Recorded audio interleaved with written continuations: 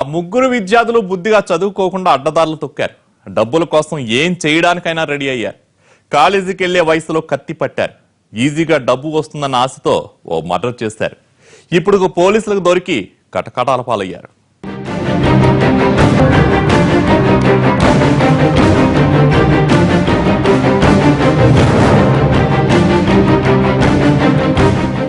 చెడు వ్యసనాలకు బానిసైన యువకులు డబ్బు కోసం నిండు ప్రాణాన్ని పలికొన్నారు. నేరస్తులుగా మారి ఓ కుటుంబాన్ని వీధిన పడేశారు.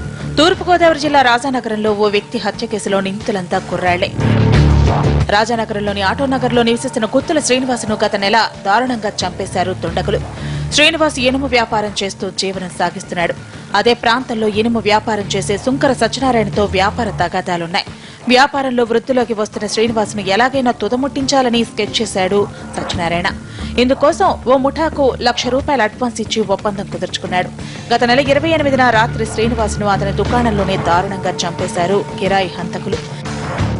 ఈ హత్య కేసు మిస్టరీని ఛేదించారు రాజానగరం పోలీసులు. ఈ కేసుతో 9 మందికి సంబంధం ఉండగా 6గురిని అదుపులోకి తీసుకున్నారు. నిందితుల్లో 3 విద్యార్థులే కావడంతో పోలీసులు కంగు తిన్నారు. 9 మంది ముద్దాయిలు ఉన్నారు. ముఖ్యంగా దీంట్లో కన్స్పైరసీ వచ్చేసి 120B అండ్ 109 వచ్చేసి ఈ యొక్క గుత్తుల శ్రీనివాస్ చంపినటువంటి వాళ్ళలో ముఖ్యంగా ముద్దాయిలు వచ్చేసి సుంకర సత్యనారాయణ, అట్లాగే వాళ్ళిద్దరు పిల్లలు కూడా దీంట్లో కన్స్పైరసీలు ఉన్నారు. సుంకర గంగరాజు అండ్ సుంకర ప్రకాశ్రావు.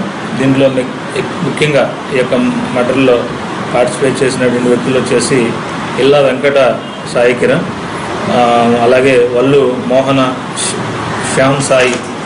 విలాసాలు జల్సాలతో నేరాల బాట పట్టారు ఆ కుర్రాళ్లు. ఈ హత్య కాకుండా ఇంకా ఏవైనా నేరాలు చేశారా అన్న కోణంలో పోలీసులు విచారిస్తున్నారు.